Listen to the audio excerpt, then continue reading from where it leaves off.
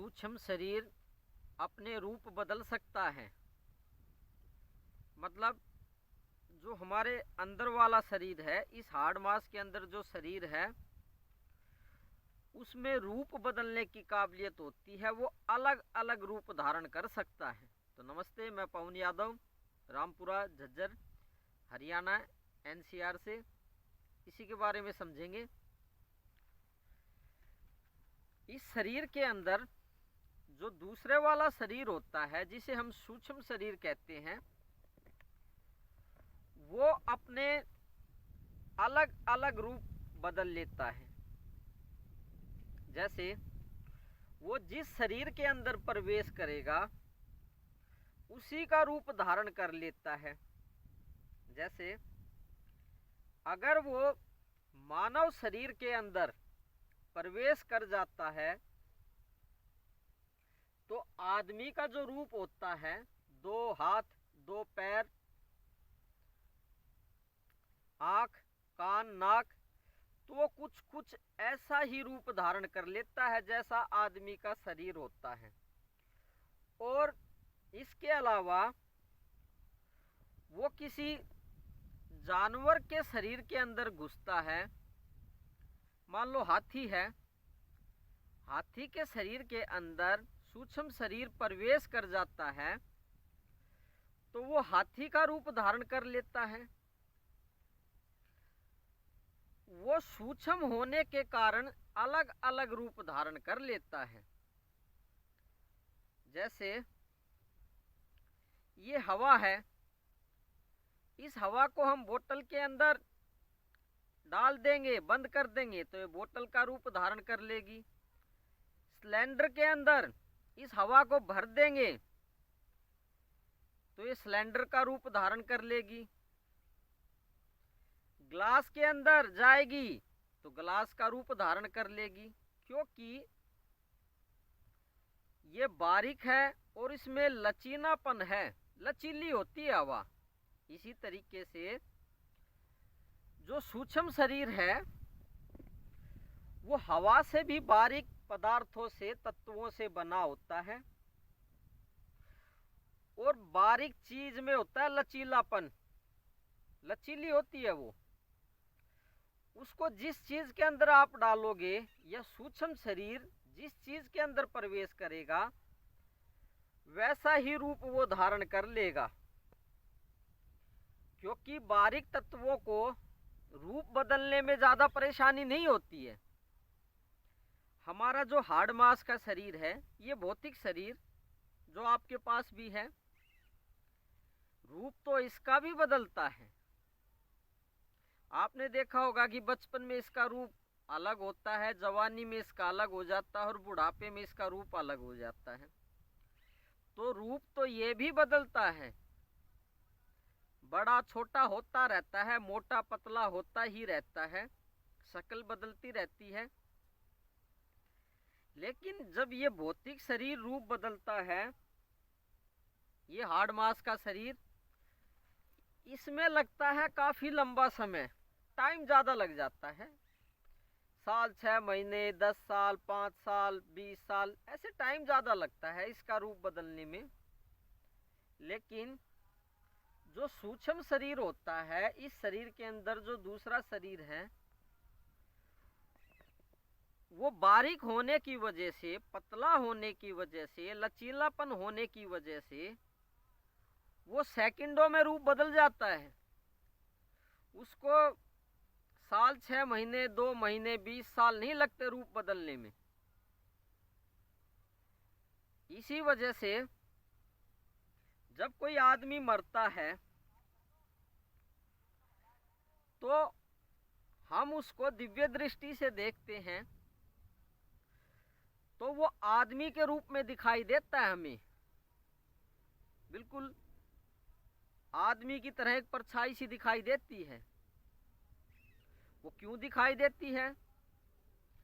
कई सालों तक वो सूक्ष्म शरीर आदमी के शरीर में रहा है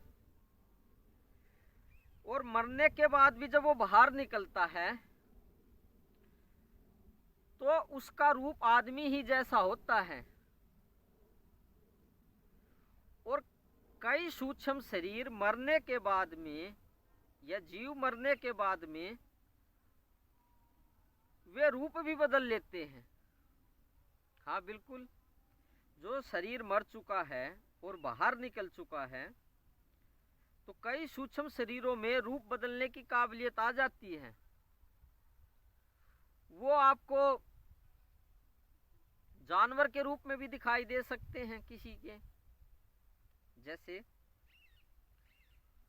वो कुत्ता, सांड, बैल,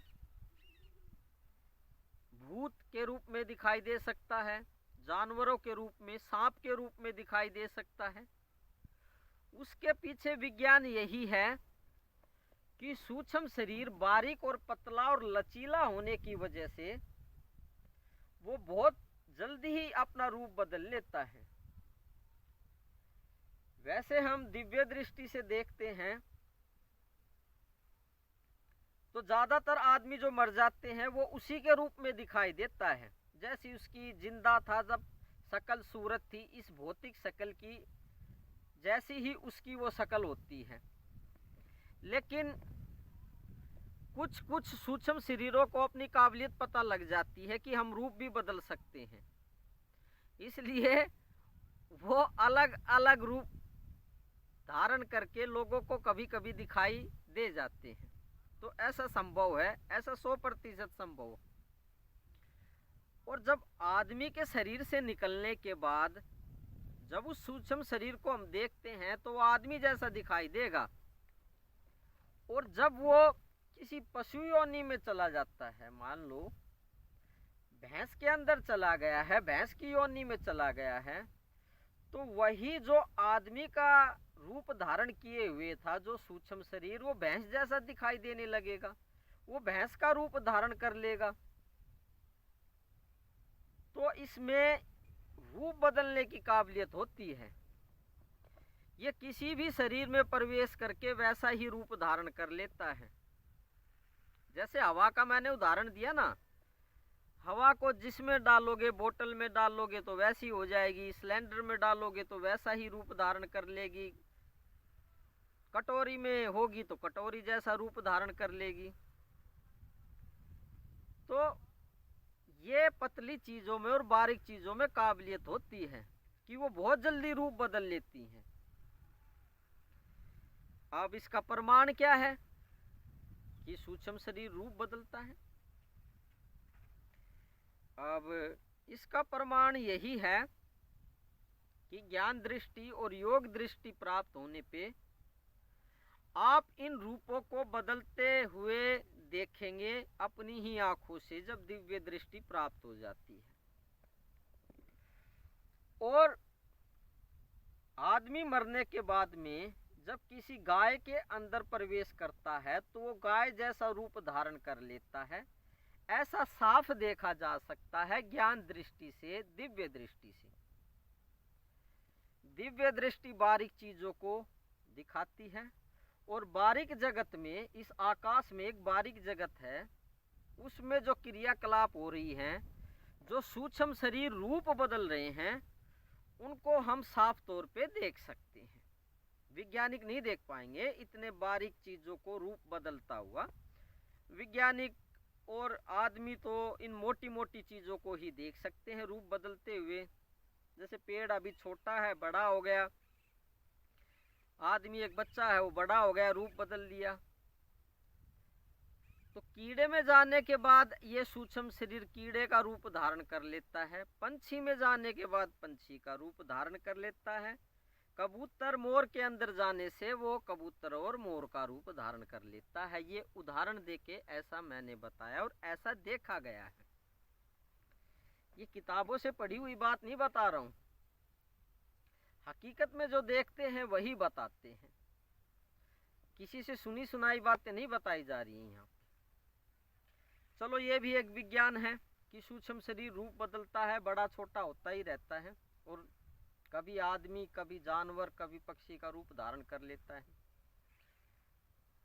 भगवान को पाने की कोशिश करें, ये तो रूप बदलते ही रहेंगे सूक्ष्म शरीर, ये तो एक कुदरत का विज्ञान है, साइंस है, ये चलता ही रहेगा ऐसे। क्योंकि ब्रह्म प्राप्ति के बाद ही आदमी को ये पता लगता है कि मैं मुक्त हूँ, या ऐसा कह लो कि मुक्ति की प्राप्ति होती है। वैसे तो ये मुक्त है ही, पर पता लग जाती है ये बात। तो सबसे बड़ी बात है ब्रह्म की प्राप्ति करना, गुरु सानिध्य में रह करके। ये कोई बड़ी बात नहीं है, लोग इसको बड़ी बात समझ लेते हैं इस विज्ञान का, जो कि मैंने अभी बताई कि ये बहुत भारी विज्ञान है। ये कोई भारी विज्ञान नहीं है, ऐसा सदियों से चलता आया है, आगे भी चलेगा और अब भी चल ही रहा है।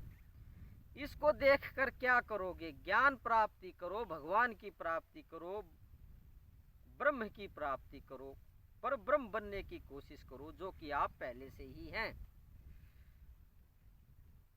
ये छोटे लेवल की बातें भी बता देता हूं ताकि लोगों को इनका भी ज्ञान हो। ये स्वयं देखी हुई बातें हैं तो बताने में कोई बुराई नहीं, देखते ही रहते हैं कि मरने के बाद आदमी कैसे रूप बदलता है, कैसे दूसरी योनि में जाता है। ऐसे ही रिश्तेदारों को देखते हैं, जान पहचान वालों को देखते हैं, दोस्तों को देखते हैं जो मरने के बाद चले जाते हैं। तो वो विज्ञान बता दिया मैंने। गुरु को दंडवत प्रणाम कीजिए, जो पूरे गुरु हैं, ये छोटे मोटे गुरु नहीं जो छोटे छोटे मंत्र सिखाते हैं, छोटी छोटी योग विद्याएं सिखाते हैं, आसन सिखाते हैं। जो भगवान की प्राप्ति करें, ऐसे गुरु की सेवा करो। एक बार भगवान की प्राप्ति होगी तो सब कुछ देखने में समर्थ हो जाओगे, सब चीज़ों का ज्ञान स्वयंता ही प्राप्त हो जाएगा। किसी से पूछने की ज़रूरत नहीं है, वैज्ञानिकों से, डॉक्टर से, किसी से सबूत मांगने की ज़रूरत नहीं है किसी से। तो धन्यवाद, आज के लिए काफ़ी हो गया।